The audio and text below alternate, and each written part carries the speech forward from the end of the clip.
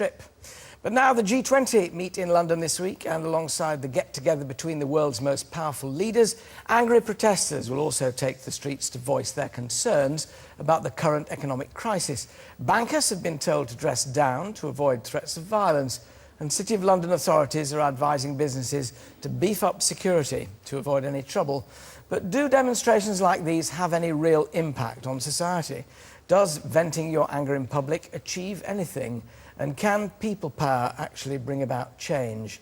Here to discuss are spokesperson for tomorrow's demonstration, Chris Knight, Carole Malone and Ken Livingstone.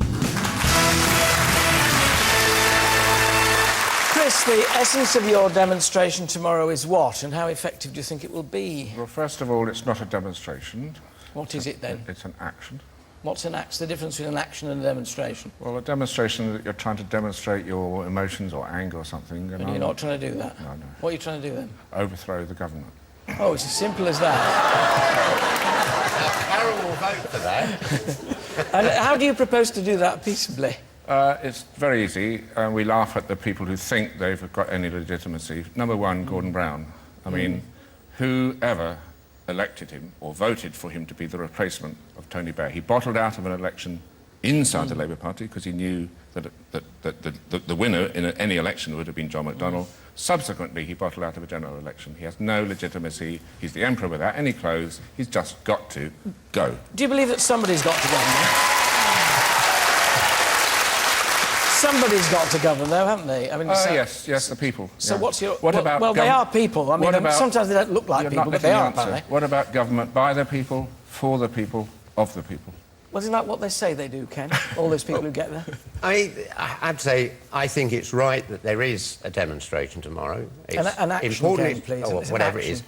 It needs to be peaceful because there are crucial issues here. We don't want the world carrying on the way it's gone on with these bankers causing catastrophe. We'll make sure this never happens again.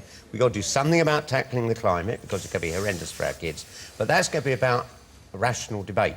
And I think governments are under... I mean, I think if we almost got to the point where you stopped the Iraq invasion when those 2 million people turned out.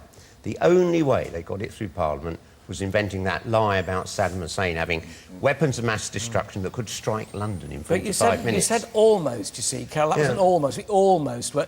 So do you think public demonstrations, public actions work? I think protests work, peaceful protests work. I think violent ones don't, and I think tomorrow is going to be a violent one. No, I can tell you. Can I speak, because you've just spoken? Well, why are you assuming... You're the person who said last week... that kind of language provokes and creates violence. Well, don't do it, please. You're the one getting angry, sir, with the best will in the world. Well, it's different. That's only a difference of opinion. Can I just say this? That he's the one who said that bankers should be swinging from lampposts. Have you got a sense of humour? You're the one... Oh, you think that's funny? Oh, that's good. You're also the one who said that if we wanted violence on the streets, we would get it. No. And that's why you were suspended from your job. I said, obviously it's a case, isn't it?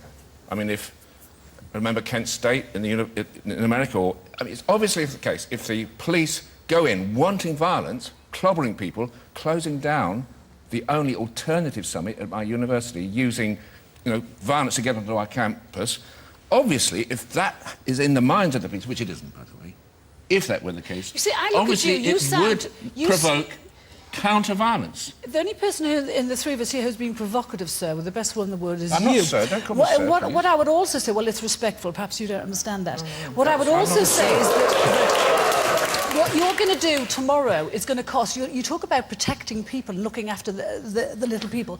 Businesses are going to close down tomorrow because of your protest. Small businesses, you're going to be hurting the very people who are suffering in this recession at the moment. Small businesses are going to have to close. This government is going to have to pay £7.5 million for security to protect against your people. I haven't met a small businessman or a small businesswoman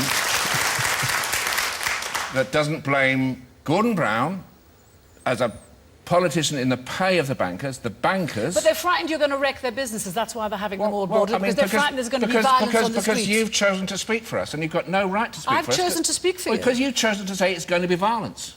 You have said... I can tell you it's not going to be. You have said there isn't. You have actually said, if there is violence, so be it. Let there be. That's what you said. That's why you were... so be it. You were suspended from your job for saying that. Chris, do you think violence is inevitable? It's not going to happen tomorrow or the day after. Ah, well, let's see. Because if the police know that if they wade in with violence, of course they will get violence. Therefore, they won't wade in with violence. No, the police would argue that they tend to get violent only when they have to defend themselves. Well, let's hope that's the case. Ken, you were there on Saturday. It was a completely mass, peaceful demonstration. At least 50,000 people, maybe more. And it's people, all sorts, I mean, from vicars over to people like Chris, all of them just very worried about where the world is now going. And the last thing we want is anything that leads to the focus coming away from the debate on what we do with the banks to a question of debate about who was responsible for violence. We've been very good in this city. We did have violent demos about a decade ago. The police were able to stop that by isolating them in 2001. We've had a remarkably peaceful period. And I'm just saying to everybody, if you really care about changing the world and saving our environment, tomorrow be peaceful. Can we ask Professor Knight whether he agrees with what happened to Fred Goodwin's house when his house was smashed up and his property was smashed? Do you agree with that? No. You don't agree with that? I would have done it differently. What would you have done? He should be under arrest. He shouldn't need that house, he should be in prison.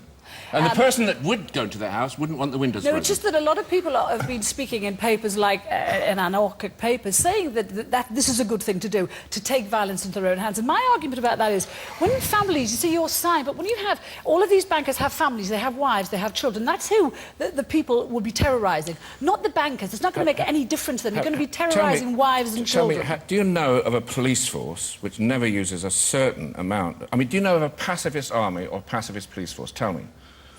When you're enforcing the law... I think that the police will only wade in with violence, as you said, when they're confronted with violence. Let's hope that's the case. Let's hope they have absolutely no opportunity to do that tomorrow. My thanks to Chris, to Carole and to Ken. Thank you.